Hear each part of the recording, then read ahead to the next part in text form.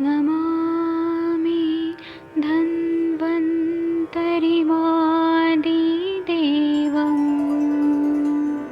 सुरासुरैर्वन्दितपादपद्मम् लोके जरामृत्युनाशं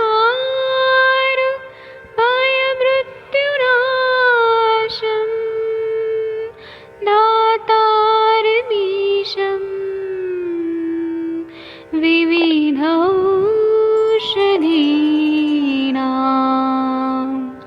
शङ्खं चक्रं जलौकां दधतं मृतघटं चारुतोर्भैश्चतुर्भे सूक्ष्मस्वच्छादिरुद्यं शुकपरिविलसन् मौलिमं भोजनेत्रम् कालाम्बोदोज्ज्वलाङ्गं कटितटविलसत् चारुपीताम्बराढ्यं वन्दे धन्वन्तरिन्तं निखिलगदमिव प्रौढदावाग्निनीलम्।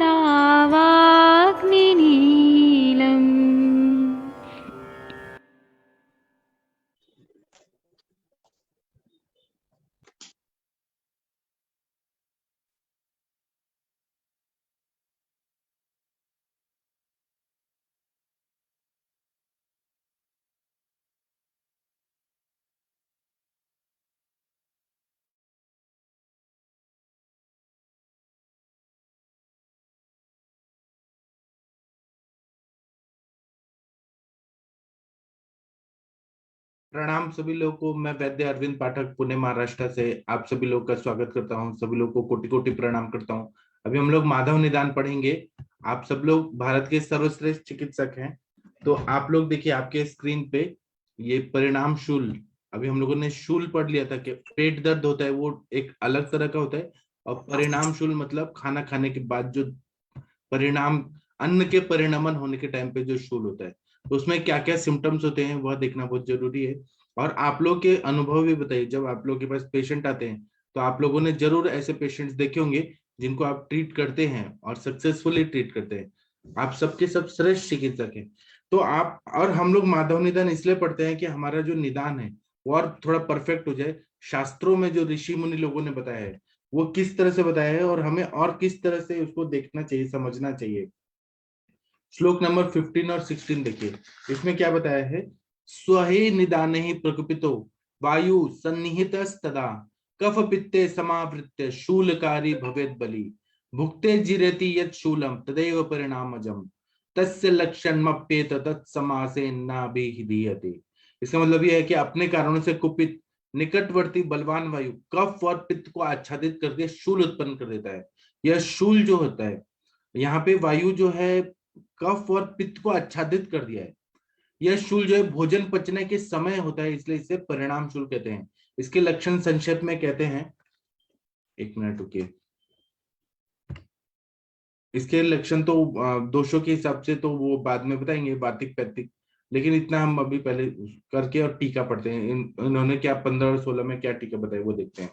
इन्होंने बोला है कि परिणाम शूलम महास्वर इत्यादि अस्य च त्रिदोषस्यापि नियत परिणाम काल संभवत्वेन पित्तोल्बणत्वं द्रष्टव्यम यदुक्तमन्यत्र बलासः प्रच्युतः स्थानात् पित्तेन समूर्छितः वायुमादाय कुरुते शूलम जीदेते जीदेति भोजने कुक्षो जठर पार्श्वेषु नाभो बस्तो स्तनांतरे पृष्ठमूल प्रदेशेषु सर्वेषु तेषु वा पुनः तत्परिणामजं शूलम दुर्विज्ञ महागणम तमहोरस्वाहानम स्त्रोतसम दुष्टि हेतुकम केचिद अन्नद्रवम प्राहुरन्ने तत्पक्ति दोषतः पक्ति शूलम वदन्ते के केचिद अन्न विदाहजम इति भुक्ते जीर्यत्याहारे पच्यमाने।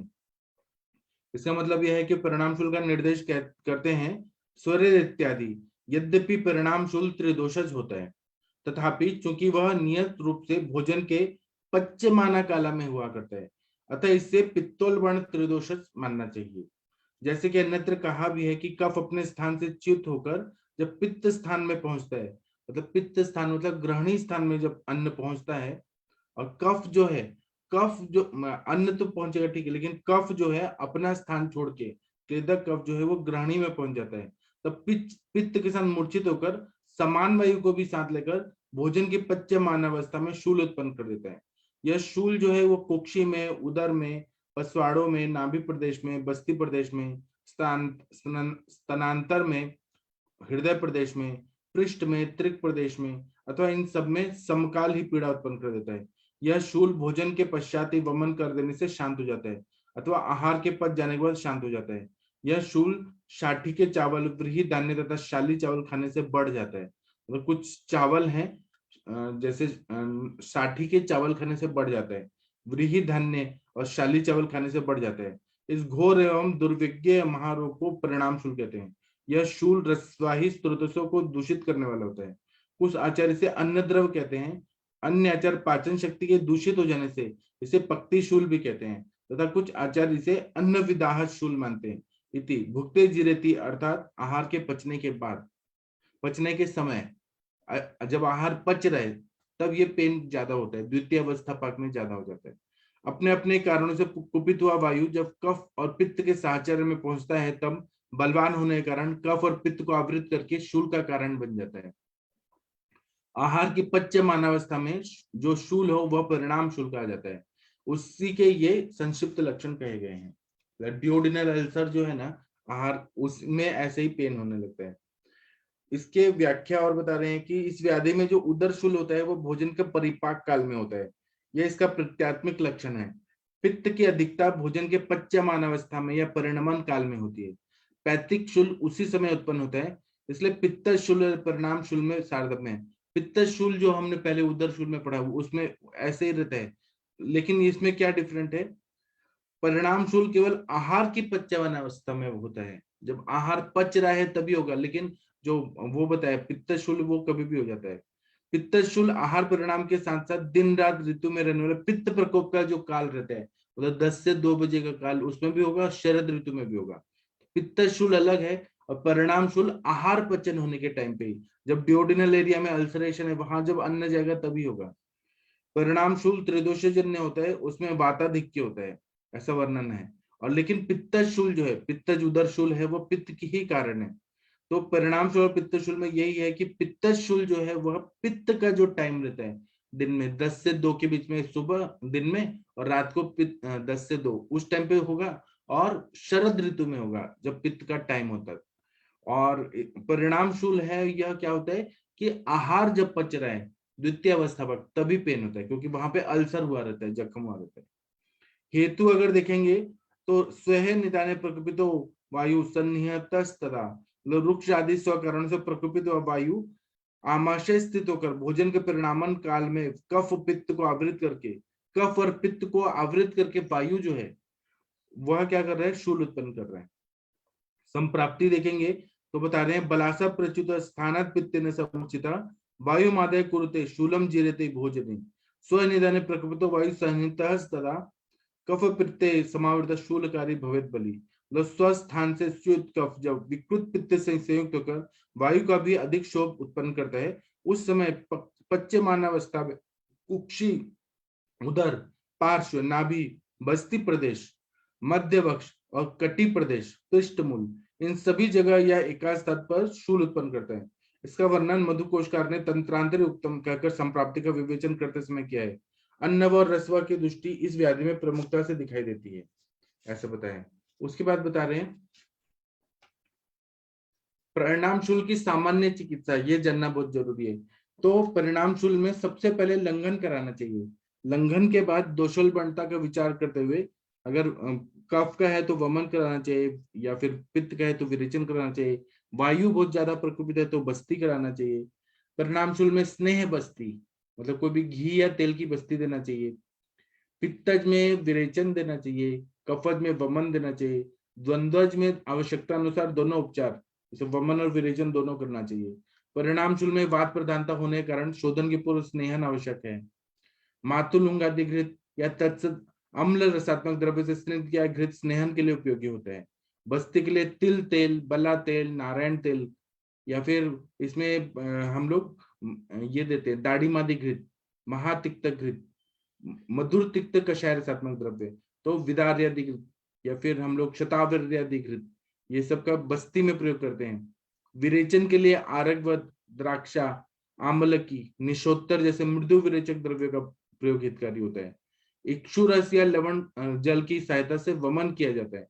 इस प्रकार शोधनोपचार के बाद शमनोपचार अम्ल पित्त के समान किए जाते हैं। तो इसमें सुरशेखर रस, लघु सुरशेखर रस, स्वर्ण सुरशेखर रस, प्रवाल पष्टि, प्रवाल पंचामृत, शंख भस्म, कामदुधा रस, इन सब का प्रयोग जो है वह किया जाता है। और इससे क्या होता है, और चिकित्सा जो है काफी हद तक अम्ल पित्त से मिलती जुलती है, क्योंकि अम्ल पित्त में भी ऐसे ही सिम्टम होते हैं, लेकिन अम्ल पित्त में पेट दर्द नहीं होता इतना सीवियर। इसमें चिकित्सा में ऐसा बता रहे हैं कि उष्ण गुण से द्रव का शोषण करना यह ग्राही द्रव्यों का कार्य है। ऐसे द्रव्य उष्ण होने के कारण दीपन पाचन कार्य भी करते हैं। तो इसमें अम्ल पित्त में जैसे कि साम पित्त का शमन करने के लिए ग्राही द्रव्यों का बहुत उपयोग होता है। तो इसी तरह से हमें परिणाम शूल में भी, क्योंकि ये शूल कहीं ना कहीं कफ और पित्त का आवरण, कफ और पित्त को वायु ने आवृत कर दिया है यहाँ पे, और यहाँ पे अल्सरेशन है, डिओड्रेनल अल्सरेशन है। तो शंख भस्म, कपर्दिका भस्म, प्रवाल पंचामृत, शुंठी, मधुर तक्र, ये सब ग्राही द्रव्य इनका प्रयोग करते हैं। फिर उसके बाद में परपटी कल्प भी उत्कृष्ट ग्राही होते हैं, उनका भी प्रयोग जो रहता है वह होता है। और लेकिन वह कार्य अधो आमाशय या ग्रहणी होने से परपटी का उपयोग जो होता है वह हमें अम्ल पित्त में ना करके परिणाम शूल में तो बहुत अच्छा होता है।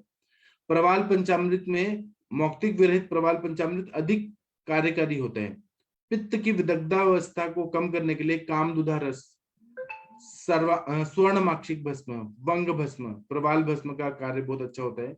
साम पित्त पे उत्कृष्ट समझने वाला सुचेखर, यह भी परिणाम शूल का व्याधि प्रतिनिक औषध है। सुचेखर रस 250 mgm, शंख भस्म 250 mgm, पिपली मूल 250 mgm, ये देने के लिए बहुत उपयोगी रहता है। और अनुपान के लिए नींबू का शरबत लाभदायी होता है। नींबू अम्ल रसात्मक होकर भी मधुर विपाकी होता है। उत्कृष्ट दीपन के रूप में भी इसका काम होता है। अनुपान के लिए परिणाम शूल में अद्रकावले, आम्लक्यावले, आंवले का मुरब्बा, खंड पिपल्यावले, कुष्मांडावले, गोरक्ष चिंचावले, ये भी उपयोगी रहता है।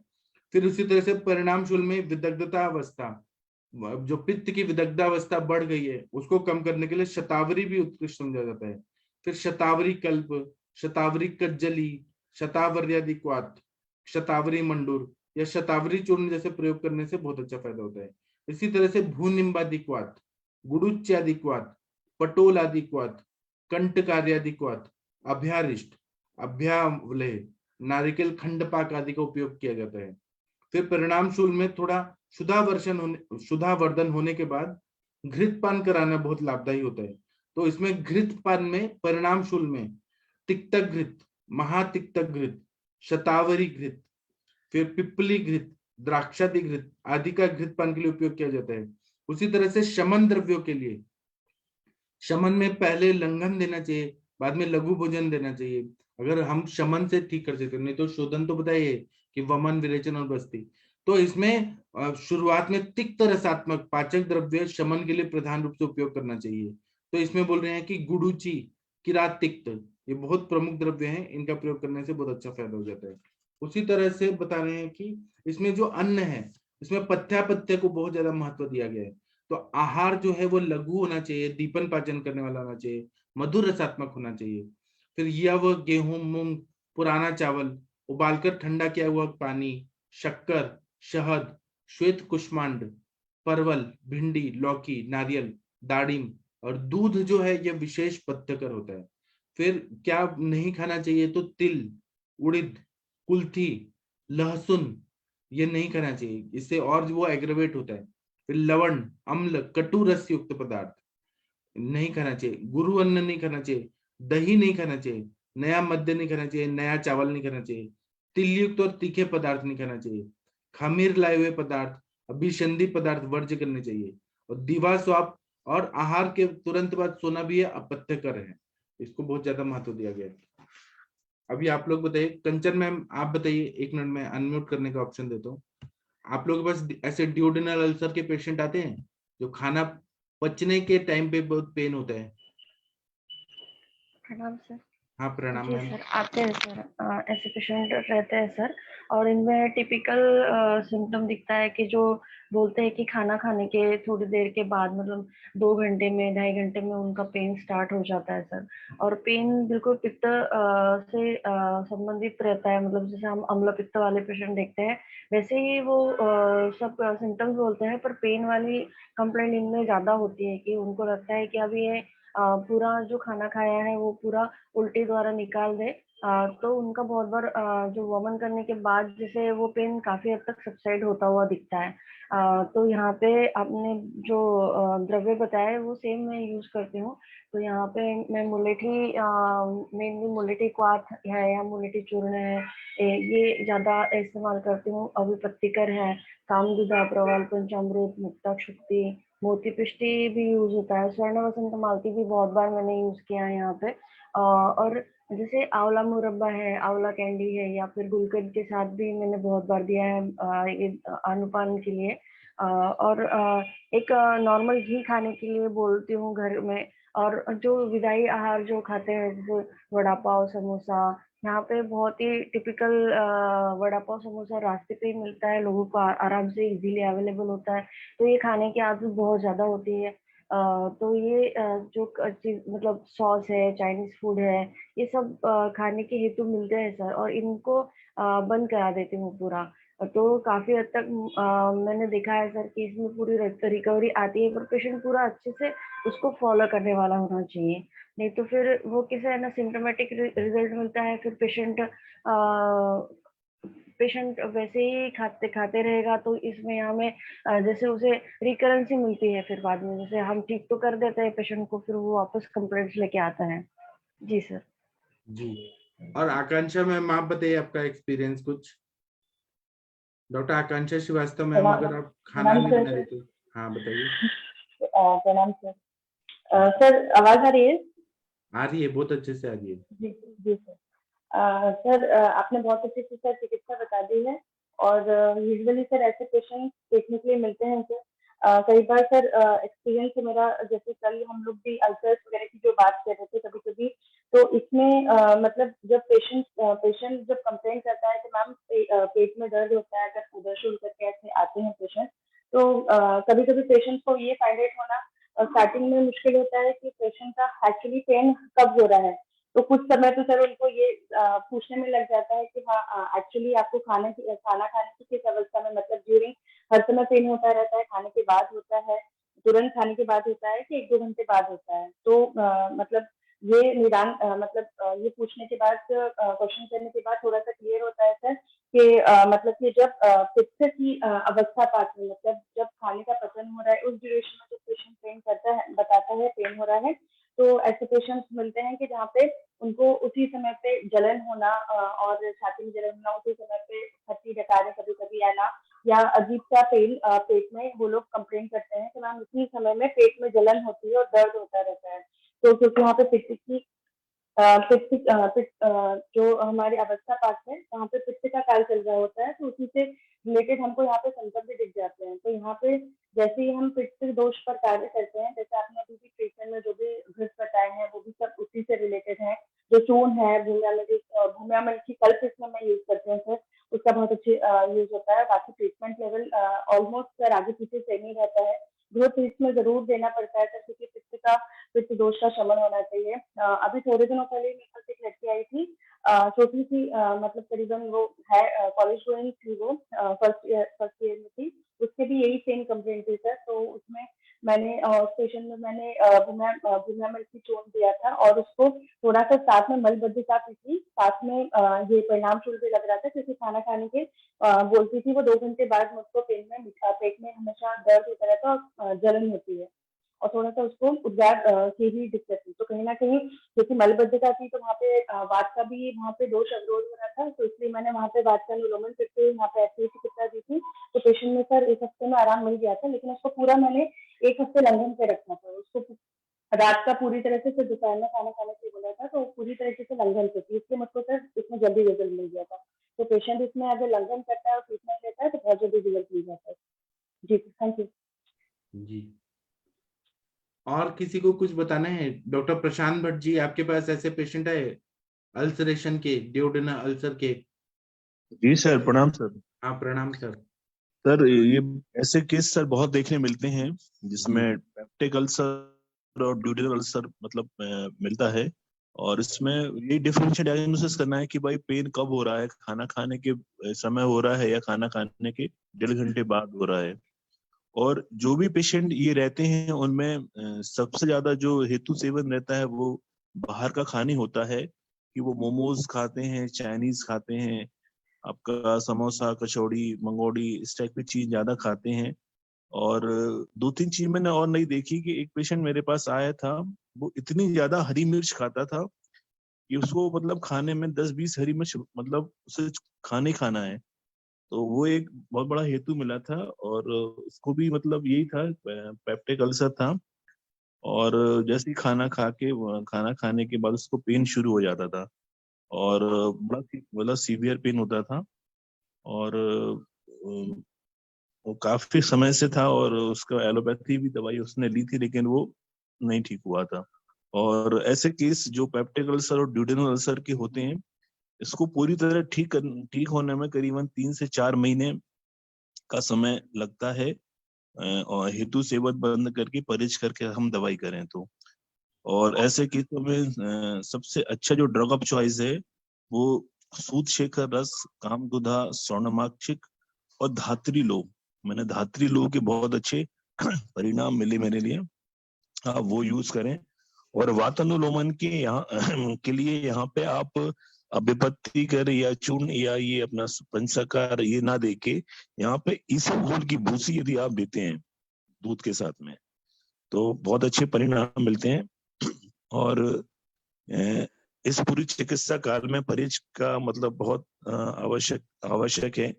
तो उसमें जो स्पाइसी चीजें हैं, मिर्च मसाला तली चीजें हैं, इसको आप बंद करें और दूध पे पेशेंट को रखें तो बहुत अच्छे परिणाम मिलते हैं। Thank you sir. Thank you sir. Doctor Gangwar sir, Varsha Kaushik ma'am, आप लोग कुछ एक्सपीरियंस बताइए। गंगवार सर, आपका तो बहुत अच्छा एक्सपीरियंस होगा सर, शायद प्रणाम सर। हाँ, प्रणाम सर, बताइए आपके एक्सपीरियंस बताइए। हाँ सर, बहुत सारे पेशेंट आते हैं इस तरह के जो कि प्रणाम सूल के होते हैं या कि ये गैस्ट्रिक अल्सर के होते हैं सर। जी। तो सर इसमें वो ये है पथ्य पालन, और जो ट्रीटमेंट देते हैं थोड़ा सा अदीपन पाचन करने के बाद उसे घृत स्टार्ट करते हैं। महातीर्थ घृत है, पंचतीर्थ घृत है सर, और आपका शतावरी आदि घृत है, सूद शेखर रस है, कामदुधा रस है, मोती युक्त। इस तरह से सर अभी चल रहा है एक पेशेंट है उसको 8 साल से पेट में दर्द सर है। अच्छा, 8 और साल उसका 8 साल से सर। और सर उसका क्या कहते हैं, ये उन्होंने ओजीडी की है तो उसमें ड्यूटीनम के फर्स्ट पार्ट में उन्होंने खाली सोलिक दिखाई है। तो अब सर अभी 15-20 दिन के ट्रीटमेंट में वो कह रहा था 80% रिलीफ हो गया सर। जी। तो सर मैं तो यही देता हूँ आपको, परिवार पंचामृत मोती दिया और शिवाचार पाचन चूर्ण जरूर देता हूँ सर मैं। शिवाचार पाचन चूर्ण, आविपत्तिकर, शंख, कपर्द और मुलेठी, इसका जी। योग देता हूँ सर बनाकर खाना खाने के बाद। तो जी। इस तरह के पेशेंट आते हैं। और जो ड्यूडेनल अल्सर के पेशेंट होते हैं, मतलब प्रणाम सूल के पेशेंट, उनको लेट नाइट पेन होता है। जैसे किसी ने 8 बजे खाना खाया तो करीब रात को 12-1 बजे दर्द होगा, सीवियर पेन होता है सर। जी। तो इसलिए डिफरेंशियल डायग्नोसिस बन जाती है कि पेप्टिक अल्सर और ड्यूडेनल अल्सर में क्या अंतर है सर। जी। Thank you sir. Thank you. और किसी ने पेशेंट देखे हैं तो कृपया अपना एक्सपीरियंस बताइए। कमल शेलके मैम, आपके बहुत अच्छे अच्छे एक्सपीरियंसेस होते हैं। टिंकल यादव जी। जी सर, प्रणाम। हाँ मेरे पास में एक अभी पेशेंट चल रही हैं, जी। लगभग 15 साल से उनको सर परिणाम सूल है। जी। और मेडिकल कॉलेज में वो ट्रीटमेंट करा रही हैं पिछले 5-6 साल से। जी। अपने जब वहाँ हॉस्पिटल से अपने घर तक आती हैं, कई इंजेक्टेबल देते हैं उनको, और घर तक आने के बाद भी उनको इतनी प्रॉब्लम रहती थी सर के वो रोने लगती है पेशेंट। लगभग 15 साल से पीड़ित है, 2006 से उनको ये परेशानी थी। जी। हाँ, मेरे पास में आई सर, तो मैंने उनका ट्रीटमेंट शुरू किया। तो उस दौर में मैंने उनको अपनी फर्स्ट डोज दी थी सर, बना के मोती पिष्टी और प्रवाल पिष्टी, महाशंखवटी और क्रव्यादि रस। तो जी। डोज लेने के बाद में सर 5 मिनट 7 मिनट के बाद में उनको बिल्कुल आराम मिल गया। अच्छा। 15 साल से वो इतनी परेशान थी, लेकिन अपनी एक डोज लेने के बाद में उनको इतना आराम मिला, फिर मैंने उनका पूरा ट्रीटमेंट किया। मैं इसी तरह से रखता था सर, हेतु निकाला मैंने उनका। तो हेती में मुझे ये मिला कि वो आतप सेवन करती थी बहुत ज्यादा। जी। और दूसरा उनका ये काम था कि वो मॉर्निंग में उठती थी 4 बजे, अच्छा। और उसके बाद में दोपहर में 1 बजे 12 बजे तब तक खाना खाती थी। अच्छा।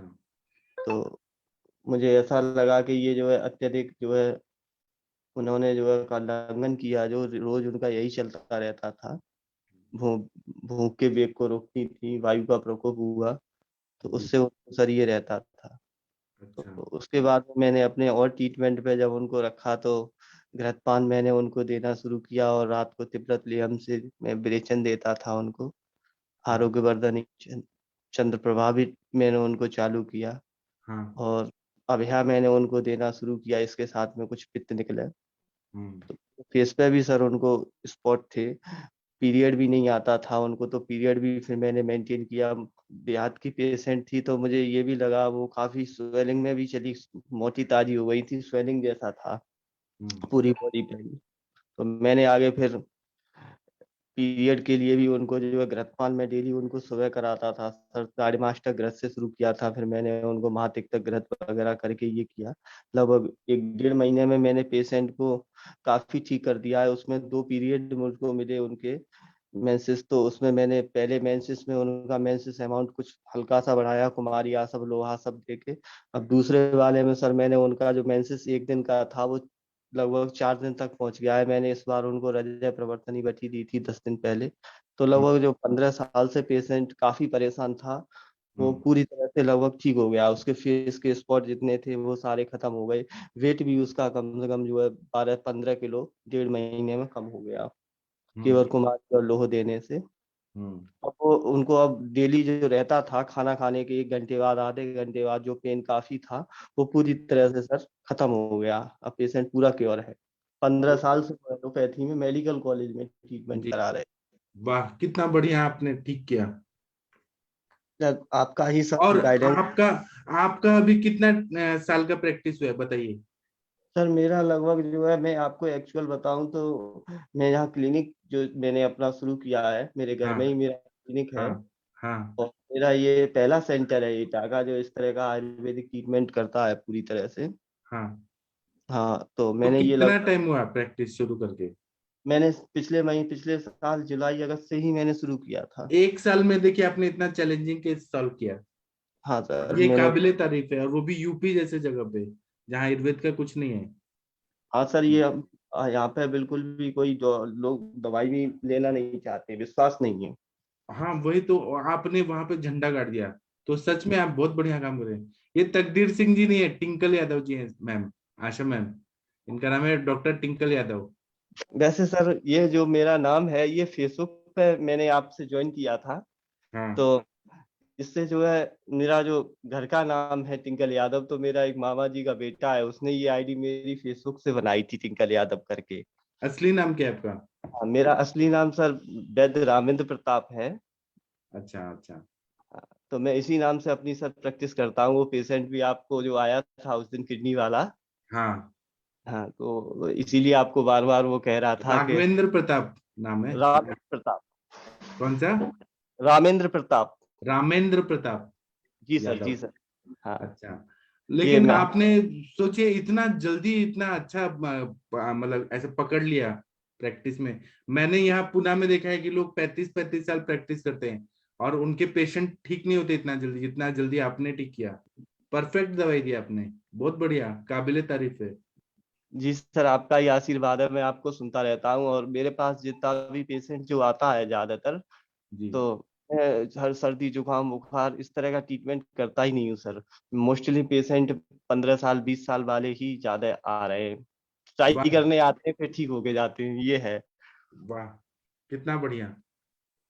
और आपने तो बहुत अच्छा, ऐसे बोलते हैं कि लंबी रेस का घोड़ा, ऐसे जो बोलते हैं ना कि आपने बहुत अच्छा काम किया है, आप बहुत आगे जाने वाले हैं यादव जी।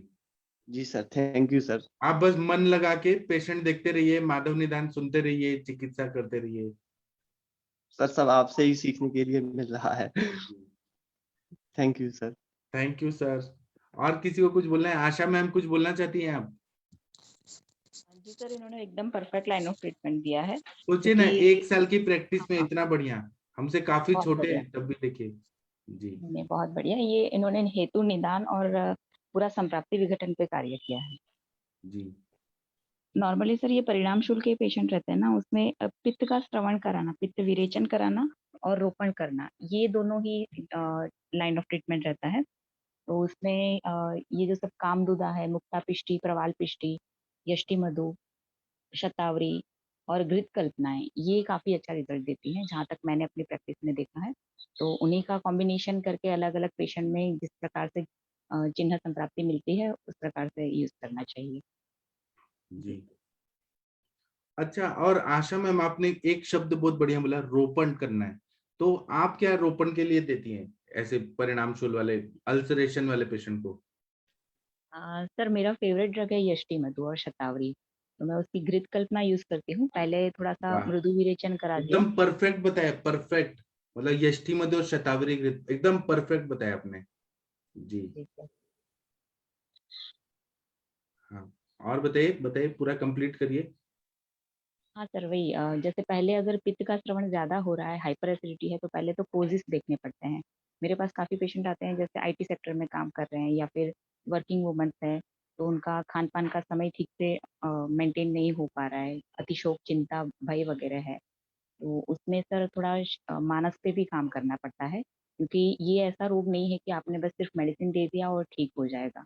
इसमें काउंसलिंग भी चलेगा, शिरोधारा, शिरोपीचू और थोड़ा प्रवाल पिष्टी और गोदंती, यष्टि मधु, शतावरी। जी और अगर ज्यादा अगर क्रॉनिसिटी है तो इसमें कभी कभी सर परपटी कल्पना का भी रोल रहता है हीलिंग के बाद, क्योंकि रिकरेंस होता रहता है। तो अगर हीलिंग तो नहीं नया हुआ नया proper, कला बनाने के लिए, है ना, हाँ नया नया कला बनाने के लिए, जो पित्त मज्जाधरा कला है उसका पुनर्निर्माण करने के लिए परपटी कल्पना का भी यूज करना चाहिए। जी। Thank you. बहुत अच्छा मैम, बहुत अच्छा। ठीक है, और किसी को कुछ बताना है? डॉक्टर वर्षा मैम, अपने ज्ञान की वर्षा करिए। और कमल शेल के मैम, कमल का मतलब क्या होता है? जो लोटस। जी मैम सर बताइए। Good morning sir. सर यही पेशेंट मेरे पास था परिणाम शूल का। तो पेशेंट का जो उदर शूल था तो कम हुआ है सर, लेकिन रिकरेंट सर उसको फिर से शूल होता है, कम होता है, जाता है। तो उसका स्कैन करवाया तो उसमें कोलेलिथियासिस आया है और मेसेंट्रिक लिम्फ नोड एनलार्जमेंट आया है और बीपीएच का भी जो प्रोस्टेलोमेगली है ना वो भी उसकी बड़ी हुई है। वॉल्यूम भी उसका 108 आया है सर। पेशेंट को मैंने सूक्ष्म त्रिफला दिया था उस टाइम पे, और एसटी मधुई मैम ने अभी जो कल्प चलाया था वो भी दिया था।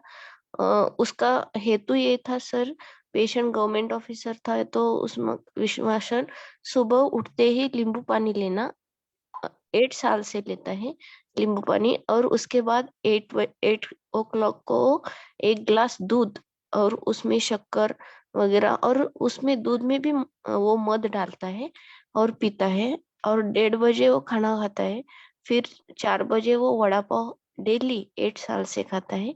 ये इसका हेतु था, खाना जो प्रॉपर ढंग से तरीके से नहीं खाता था। लेकिन सर इसमें मैंने ये दिया है, उसका पेन कम हुआ है, लेकिन मेरे पास जब आया था उसमें हिंगवाष्टक भी मैंने दिया था, क्योंकि गैसेस डिस्टेंशन भी पेशेंट को बहुत था, उद्गार नहीं था सर।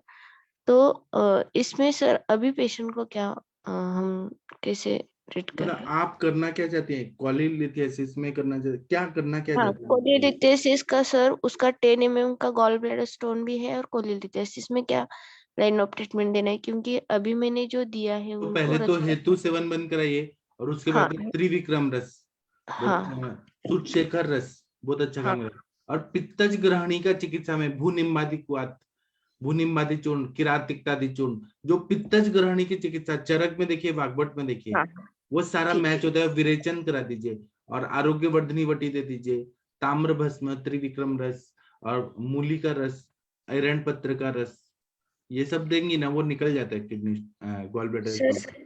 और उसके एरन बाद में पत्र का रस, एरन पत्र का रस कैसे? एरन पत्र का रस अगर देंगे ना त्रिविक्रम रस के अनुपान के साथ, तो वो क्या विरेचन कराता है। अरे एरन जो होता है वो अच्छे से अनुलोमन विरेचन कराता है ना, तो यहाँ पे ओके विरेचन की जरूरत है, पित्त निकालना जरूरी है, इसीलिए देना है। और इसमें आप हजरल यहूद भस्म, भद्राश्म चूर्ण, अकीक भस्म, ताम्र भस्म, ये सब जब देंगे तो लेखन होके वो निकल जाएगा कनकासव के सर, साथ। लेकिन इसमें स्टार्टिंग में ट्रीटमेंट कोलिलिथेसिस की करूं या बीपीएच की या मेसेंट्रिक लिम्फ नोड जो एनलार्जमेंट है? मेसेंट्रिक लिम्फ नोड तो बढ़ा है तो वो रस पाचक से आराम हाँ से ठीक हो वो जाएगा। दिया है मैंने पेशेंट को, और सूक्ष्म बीपीएच त्रिफला में, भी दिया। जी बीपीएच में तो आप प्रोस्टेट घृत दे देंगी, मूत्रकृच्छ तेल करके है उसका उत्तर बस्ती दे देंगी तो ठीक हो जाएगा। Okay sir. हाँ। और कमल मैम, आपका नाम जो है ना कमल, कमल का हाँ मतलब क्या होता है? लोटस। तो जब ना जैसे किसी तालाब में कोई पानी बढ़ रहा है तो वो हाँ कमल भी ऊपर ऊपर आने लगता है। वैसे आप हर परिस्थिति में ऊपर आती है, नंबर 1 होती है, इसलिए आपका नाम है कमल शेल के। इतना भी चैलेंजिंग केस है, आप नीचे नहीं जाएंगी। लोटस का आप देखिए प्लांट, वो फ्लावर होते हैं ना, वो ऊपर ऊपर आता है। कितना भी बाढ़ भी आता है तो वो नीचे नहीं होता है, डूबता नहीं है, ऊपर ऊपर जाता है। Thank you sir. ठीक है, थैंक ठीक यू। है। हाँ। और बताइए, किसी को कुछ बताना है तो प्रभात जी बताइए सर। सर नमस्कार। हाँ सर बताइए। सर एच पाइलोरी का संप्राप्ति चिकित्सा के साथ रहेगा? इसमें सिम्टम बताइए। इसी परिणाम अन्न द्रव और परिणाम शुल्क का मिक्स जो symptom ठीक है ना, तो हम इसी आयुर्वेद के मेथड से ही करेंगे।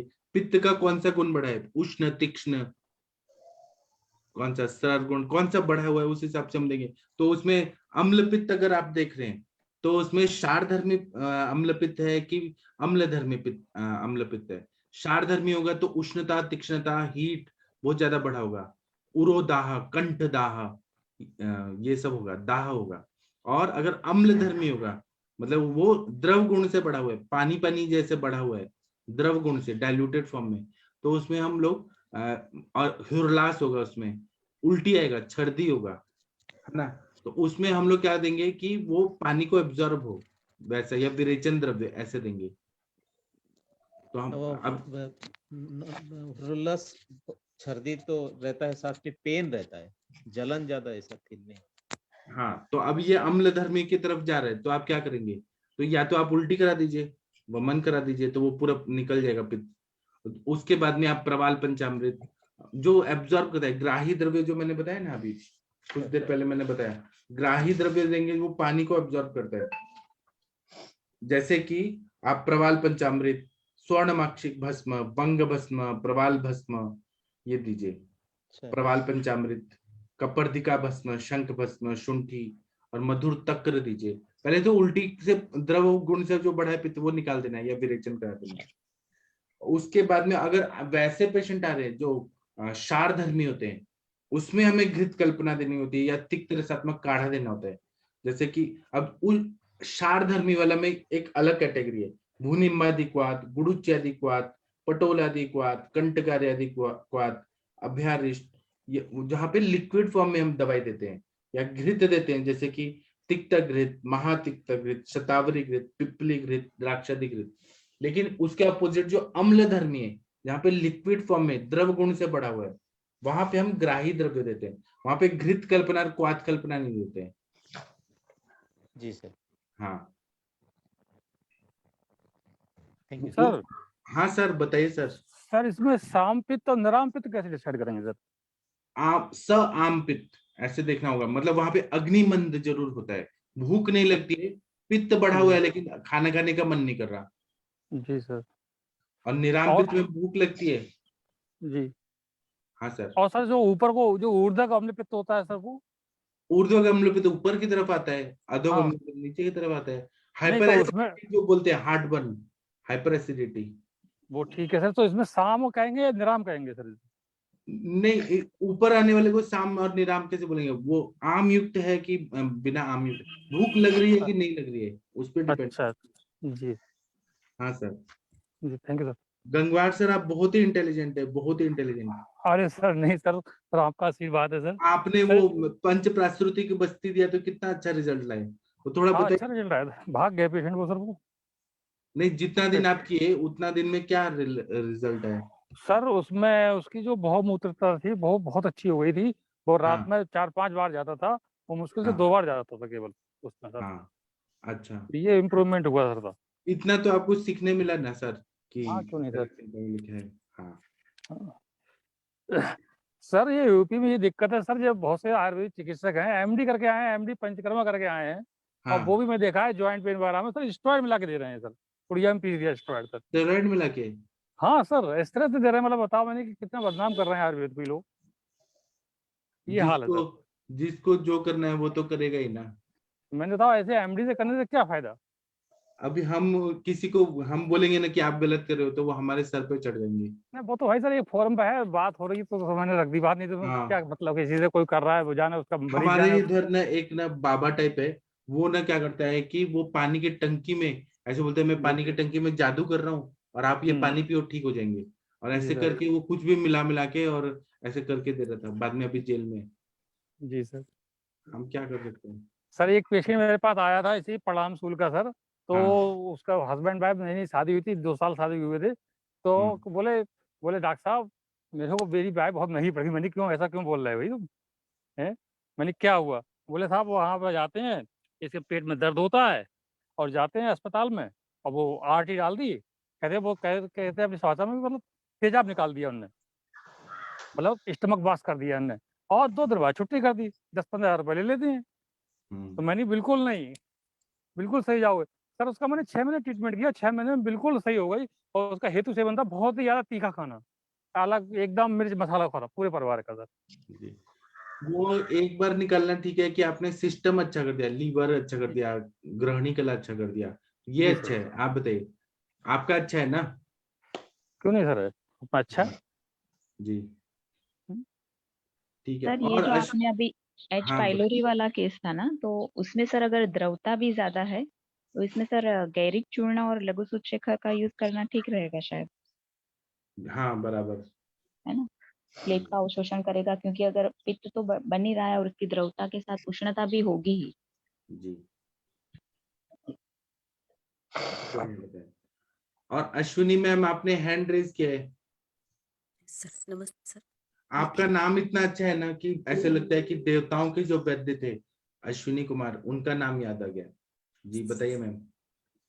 सर मैंने भी एक हाइपर एसिडिटी का लास्ट टाइम बोला था सर, वो वमन कराया था उसको। जी तो वमन विरेचन होने के बाद में शमन औषधि में उसको 40 ग्राम शंख भस्म, 20 ग्राम गैरिका और 10 ग्राम स्वर्ण माक्षिका मैडम ने बोला था, पूजा भावसार मैडम ने, पंच भौतिक चिकित्सा में सर। जी जी उसका बहुत अच्छा रिजल्ट आया है सर उसका। जी। रोज और अश्विनी मैम, आपको कल क्वेश्चन पूछना था ना अंजना मैम से, कल मैम लेट आई थी, मैम बिजी थी। अभी पूछ लीजिए ना जो पूछना है, अंजना मैम आई हैं। मैम अंजना मैम आपसे पूछना चाहती हैं, कल भी आपको ढूंढ रही थी। जी सर नमस्कार, good morning. Good morning ma'am. Ma'am मैंने बताइए बताइए। 3 डेज पहले मैंने एक एंडोमेट्रियोमा के केस का आपसे सजेशन लिया था मैम। ये दीपन पाचन करके लेखन वस्ती करने के लिए बोला था उसमें। उसमें अभी उसका CA 125 पार करवाया था, तो 102 आया है मैम उसका। तो यही ट्रीटमेंट कंटिन्यू कर सकते हो जो आपने बोला था। जी मैम कर सकते हैं। ऐसा है ना कि इसको थोड़ा सा आपको क्लोज मॉनिटरिंग रखनी है, उसके उसके जैसे कि और सिम्टम्स कैसे हैं, जैसे अभी बात चल रही है कि उसकी अग्नि कैसी है, और उसके अलावा उसमें कुछ और मतलब उसका जो डाइजेशन है वो प्रॉपर है, उसका जो वेट है वो इंक्रीज कर रहा है, क्योंकि जो सी रिएक्टिव प्रोटीन होता है, या जो आपने कहा कि हमें CA 125 कराया था उसका, उसमें क्या है ना मैम, वो रिएक्शनरी होता है। वो बहुत ज्यादा कहना चाहिए कि आप उसको हम 100% नहीं मान पाएंगे, है ना। तो वो एक हमारे पास आउटलाइन होता है। इससे पहले भी उसका कभी CA-125 हुआ है? नहीं मैम, ये फर्स्ट टाइम कर पेशेंट का वेट इंक्रीजिंग है? उतना ही है मैम, 71। स्टैटिक है कि डिक्रीजिंग है? नहीं मैम, उतना ही है, स्टैटिक ही है। थोड़ा आहार रस पे और उस पे धातु पे काम करिए, गहरी दृष्टि पे थोड़ा सा अच्छे से काम करिए, ठीक है ना। तो क्या होता है ना, जो जिस तरह की मेरे को लगता है कि रिएक्टिव होता है, जैसे जो भी कोई भी जो चीज ग्रोथ हो रही है, जो भी सेल्स है, वो सेल्स बॉडी के लिए अच्छी तो नहीं है। एंडोमेट्रियोमा भी है तो वो हार्मोन्स डिसबैलेंस हो जाते हैं बॉडी के, और अग्नि एकदम मंद हो जाती है। तो थोड़ा सा हम, मेरी कोशिश यही रहती है कि हम अग्नि को थोड़ा सा नीट करें। थोड़ा सा हम जो है राष्ट्राग्नि से लेके और बच्चों में अमृताग्नि रख जाए, रातवाग्नि लेवल को बहुत अच्छे से स्टिमुलेट करिए। तो ऐसे कैसे इसलिए मैंने बताया था। और फिर थोड़ा पेशेंट को भी बताइए कि मेडिटेशन करें, और थोड़ा क्या कहते हैं, आगे अच्छे से सुबह सुबह जैसे मॉर्निंग वॉक ले, थोड़ा प्राणायाम करे। और मेडिसिन तो मैंने आपको सारी बताई थी, उसके साथ ये भी एक पॉजिटिव जोड़ दीजिएगा कि आप उसका मंथली या मतलब 15 दिन 1.5 महीने के बाद एक बार फिर से कराइएगा। फिर आप देखिएगा कि वो जो वैल्यू है वो डिक्रीजिंग है कि इंक्रीजिंग है, ठीक है ना। ठीक है मैम, इसमें हाँ, हम जलों का चवर कर सकते हैं क्या? मैम मैं नहीं करती हूँ, क्योंकि मेरे पास यहाँ पे पंचकर्म है, तो पंचकर्म के लोग कहते हैं हमको रेफर कर दीजिए, लेकिन सर बता देंगे, सर को बहुत अच्छे से आइडिया है। हाँ, एंडोमेट्रियोमा में बहुत बढ़िया, जलौकावचारण से बहुत अच्छा फायदा होगा। ओके सर, उससे कुछ पूर्व कर्म कुछ करना है या डायरेक्ट? घृत पान करा दीजिए, 50 to 100 ml घृत पान करा के, और उसके बाद में रक्त मिश्रण कराइए। दूषित रक्त निकलेगा ना, नाभि के आसपास करा दीजिए, तो बहुत ठीक है, अच्छा फायदा होगा, वो शुद्ध हो जाएगा। Thank you sir, thank you ma'am. और आप क्या दे रही है, ये तो बताई नहीं आपने, एंडोमेट्रियोमा में क्या क्या दे रही है? मैम सर, मैंने अभी स्टार्ट में वो परसों बताया था, दशमूल अरिष्टा और काल मेघासवा, हाँ सप्तसंग कषाय और वर्णादि कषाय, ये हाँ कॉम्बिनेशन में दे रही हूँ सर। हाँ उसके साथ में उसको क्रव्याद रस शुरू किया हाँ और उसको सिर्फ यव का सत्तू और ये थोड़ी कुल्थी का सत्तू ये युष्म में ही रखा है सर, उसको भूख नहीं लगती है उसको, इसलिए हाँ सिर्फ यही दे रही हूँ सर। सही है ना सर ये हाँ, भूषण? सही है। हाँ यही दे रही हूँ सर। और उसके साथ में उसको सहचरादि तैल और ये पंचतिक्त घृत का बस्ती दे रही हूँ सर, कॉम्बिनेशन में, क्योंकि अच्छा, वो बस्ती भी दे रही है, अच्छा। हाँ सर, वो रक्त पाचक होगा या फिर वो तिक्त पाचक होगा सर, इसको ब्लड कलेक्टेड है ना सर, ऐसे सोच के दिया है सर मैंने। हाँ और उसको पेन, अभी डेट आने वाला है और एक 20 days में, तो थोड़ा डिसमेनोरिया कम हो जाएगा ये सोच के दिया है मैंने, सो दैट वो कंटिन्यू करे ट्रीटमेंट। हाँ और उसके साथ में ये रस रक्त पाचक भी दिया है सर, हाँ रक्त पाचक इतना दिया है सर। हाँ अभी जलों का चरण भी इसके साथ में स्टार्ट कर देती हूँ। हाँ तो वो थोड़ा साइज थोड़ा कम हो जाएगा तो उनको विश्वास रहेगा, और एक बार स्कैन कराएंगे तो डेट होने के बाद में, पीरियड्स के बाद में, तो वो कंटिन्यू करना है, इसलिए मैं थोड़ा सब मिल के दे रही हूँ। हाँ, बहुत अच्छा कर रही है मैम, आप रिजल्ट बताइएगा। और आपके हाथ में मालूम है क्या है, हीलिंग हैंड्स है, तो ना आप हर पेशेंट को ठीक करती हैं, अब मेहनत भी करती हैं, सोचती भी हैं, नए नए डायरेक्शन से नए नए दवाइयां देती हैं। सर इसमें उदर धारा कर सकते हैं? कैसे करेंगे बताइए? मंजिष्ठादि तेल से। मंजिष्ठा तो स्त्रोतरोध भी कम करता है, और हाँ उस पर रक्त प्रसादन भी हो जाएगा, तो गर्भाशयगत जो रक्त की द्रवता हो रही है वो भी कम हो जाएगी, और मांसपाचक भी हम इसमें देंगे। मैम ने तो क्रव्याद्रस दिया है, तो मुझे लगता है सर उदर धारा करके जलों का करेंगे तो बहुत अच्छा काम आएगा। हाँ। मैम से पूछिए ना, अंजना मैम से। अंजना मैम आपसे ये कुछ पूछ रही हैं, मैम शायद कुछ काम कर रही हैं। ठीक है, ठीक है। जी मैम बताइए, एक बार फिर से बताइए। मैम ये जो एंडोमेट्रोमा का मैम का केस है ना, तो उसमें उदर धारा हम कर सकते हैं मंजिष्ठादि तेल से, क्योंकि थोड़ा सा स्त्रोतरोध या रक्त का प्रसादन भी अच्छी तरीके से हो जाए, इसीलिए। जी जी जी, मंजिष्ठा तेल तो सही कह रही हैं आप, मंजिष्ठा तेल बहुत अच्छा है और उसका आप बिल्कुल कर सकते हैं मैम, उसमें इतना कुछ नहीं है। वो उसके से कल हृदय बर्न वगैरह का भी उसको हल्का सा अभियान कर सकते हैं या हल्का सा लेबल कर सकते हैं। और जैसे हाँ आप कह रहे हो उधर पे भी लेप कर सकते हैं, तो उससे इफेक्ट तो आ ही आ रहा है। साइवा है, मंजिष्ठा है, हाँ तीनों ड्रग वैसे भी बहुत अच्छी वो है, उसमें है, तो कर सकते हैं। हाँ। ठीक है। और युक्ति सर तो जी, मैम क्योंकि पेशेंट उसमें बहुत ज्यादा उसमें जो खाना नहीं चाहता ना मैम, जैसे आप कह रहे हो ना, तो मेरे को भी, मेरा भी यही नेचर है कि कम खिलाते हैं उसको, अभियंतर देते हैं कि बाह्य प्रयोग से भी पेशेंट को लाभ मिलता है, और पेशेंट को सबसे ज्यादा मेंटली पेशेंट सेटिस्फाइड रहता है उससे, कि मेरे हाँ को ऐसे करने में अच्छा लगेगा, या वो थोड़ा टाइम देता है अपने अपने लिए। वरना दवा खा के वो एकदम वो हो जाता है और फिर पत्थे का भी सेवन करने लगता है। लेकिन जहाँ मैंने देखा कि बाह्य और अभ्यंतर दोनों चिकित्सा करते हैं, तो पेशेंट थोड़ा सा ज्यादा सिंसियर भी हो जाता है, और फिर उसको पता होता है कि मुझे नुकसान करेगा, मैडम ने ऐसे बोला है, इसको ऐसे नहीं करना है, शायद ऐसा होता होगा, मुझे ऐसा फील होता है। हाँ हाँ बताइए, आप कुछ बोल रहे थे, बताइए। हाँ वही मैम, मुझे पूछना था आपसे मंजिष्ठादि तेल का। बिल्कुल मैम, अच्छा है, और आइडिया अच्छा है। मैम जी मैम, नमस्कार। नमस्ते मैम। मैम एक क्वेरी थी मेरी, मैम जो पोस्ट मेनोपॉजल कई जो वुमेन्स आती हैं और उनमें ब्लीडिंग वगैरह का इतिहास मिलता है, तो सिम्टोमेटिकली या कैसे भी रिलीफ के बाद अगर मतलब पैप्सियर में कुछ एबनॉर्मलिटीज मिलती हैं, तो जैसे रहता है, तो इसमें क्या सोचना चाहिए मैम? चलिए मैम ना, आवाज बहुत ब्रेकिंग में और बहुत आप डिस्टर्बिंग। आकांक्षा मैम, आप शायद बहुत दूर से बोल रही हैं, थोड़ा पास आके बोलिए माइक के।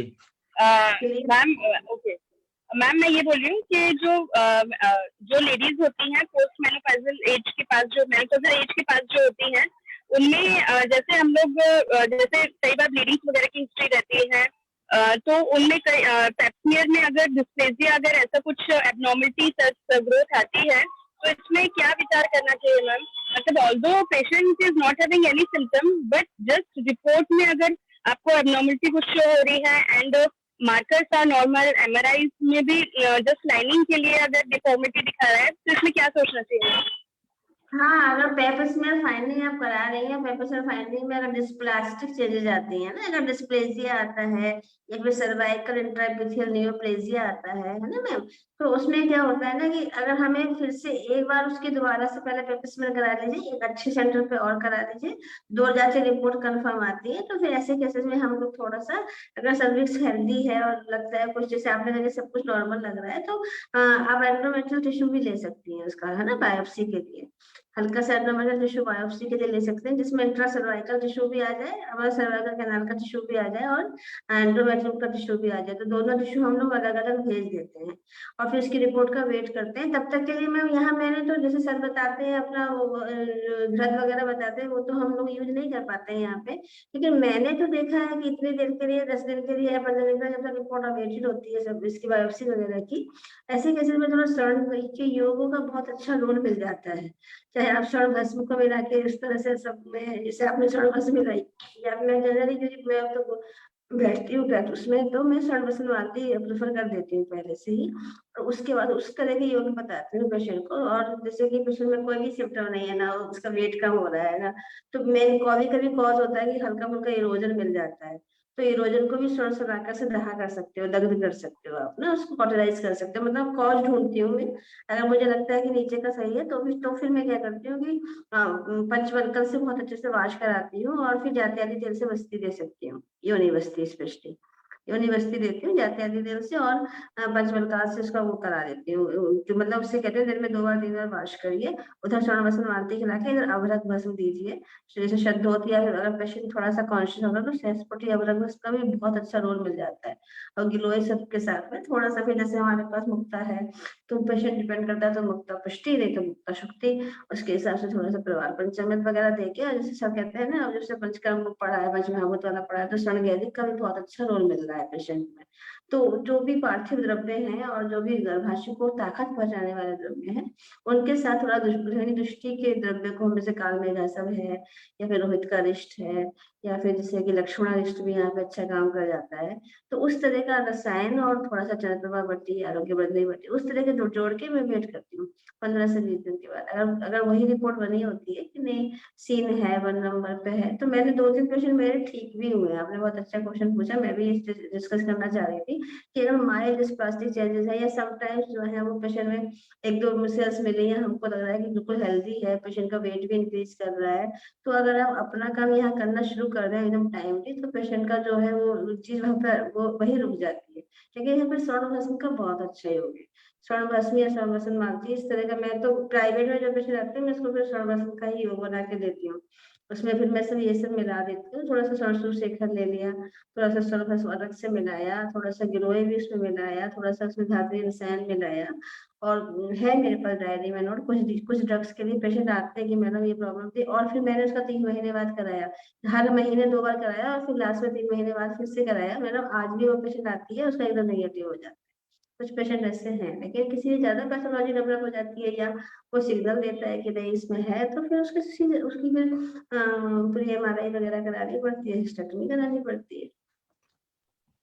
Thank you ma'am, thank you very much ma'am. Ma'am biopsy मतलब करा ही लेना चाहिए, मतलब मैंने अवॉइड किया था क्वेश्चन में, इसलिए MRI करा लिया था उसमें भी, बट कोई लाइनिंग की प्रॉब्लम है? हाँ नहीं है ना, आपको लग रहा है कि कुछ ऐसा नहीं है, कभी कभी पेपिस की रिपोर्ट्स भी जो है बहुत वो नहीं होती, तो पहले एक बार फिर से रिपीट करा लीजिए पेपिस मेरा ना, फिर से एक बार रिपीट करा लीजिए, उसके बाद आप बायोप्सी कर सकते हैं, इतना कुछ नहीं है। ये बायोप्सी का मतलब क्या होता है, बहुत जो एंडोमेट्रियल बायोप्सी क्यूरेट अलग से आता है, बस आप एक बार अंदर गए और जो आपके पास आया हल्का सा आप उसको ले आए बाहर, वो टिश्यू आपने भेज दिया, ठीक है मैम। तो अगर आपको सब कुछ नॉर्मलाइज लग रहा है तो पहले बार पेपर्स में रिपीट कराइए, फिर आप मुझसे डिस्कस करिए, और मुझे मेरे साथ रिपोर्ट थोड़ी शेयर कर देंगे तो अच्छा रहेगा। ठीक है, अभी हम थोड़ा ब्रेक ले लेते हैं, ब्रेक के बाद मिलते हैं 2 मिनट बाद। थैंक यू सभी लोगों को, प्रणाम सभी लोगों को।